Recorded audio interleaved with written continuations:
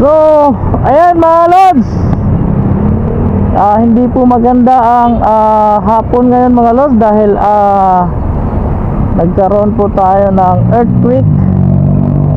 So, mag-iingat po tayong lahat mga lods.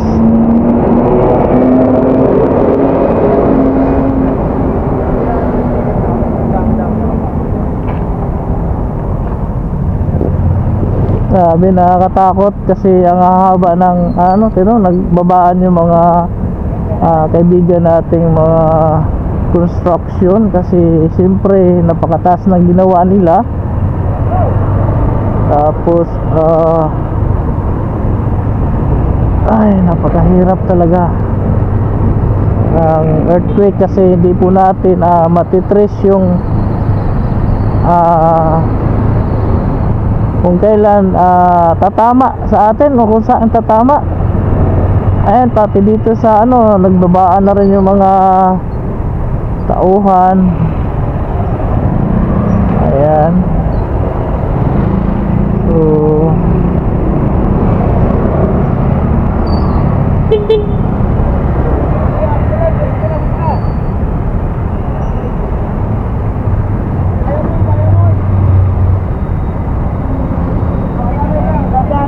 ayan, nagbabaan kasi talagang napakadelikado mga lods.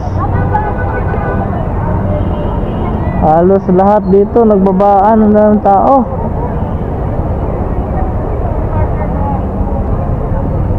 Nakakatakot po talaga ang earthquake mga lods, kaya magdasal lang po tayo na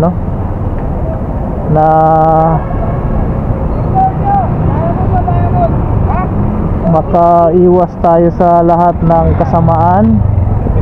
So halos po dito talagang traffic na. Dati sa landbank yung mga empleyado nagbabaan na rin kasi mataas po yung landbank na to.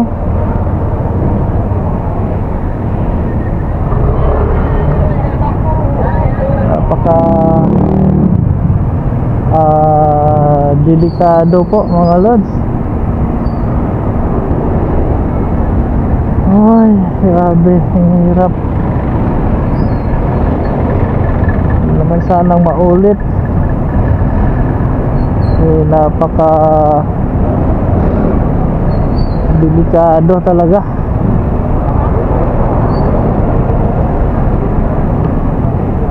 Nandito tayo sa may casino. Ayan, dami nagbabaan mga empleyado. Dito tayo sa may Casino Pilipino, sa may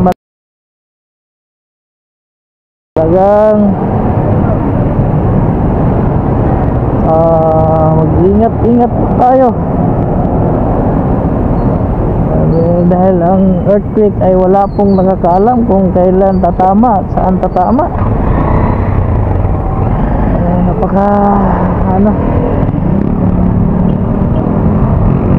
Dasal lang po tayong lahat.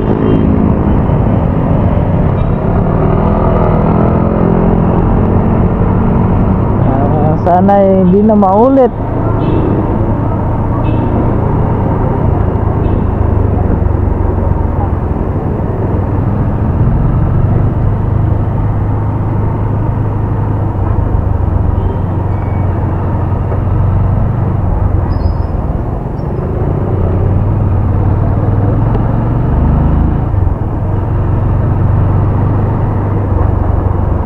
Katakot.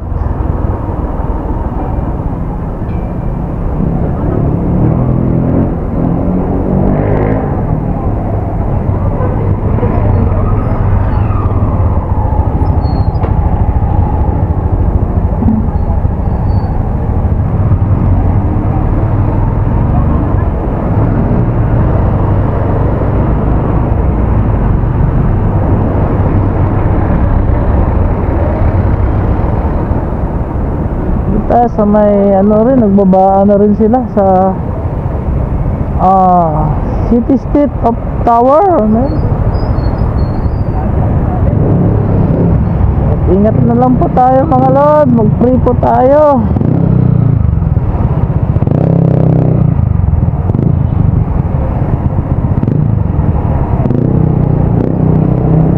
Nakakatakot yung tinatrabahoan ko, yung amo ko, kasi nasa 17th floor sila. Tapos yung building nasa 27th floor. Ang taas. Nakakatakot.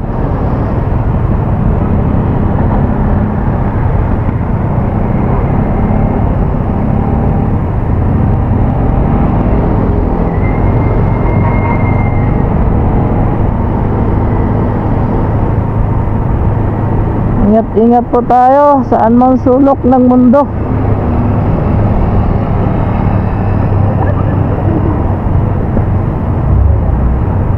May phobia na rin kasi ako dyan sa ano na yan, sa lindol na yan. Kaya talagang napakahirap pag lindol ang tumama dahil wala tayong kakampi. Ang kakampi lang natin ay ang Diyos.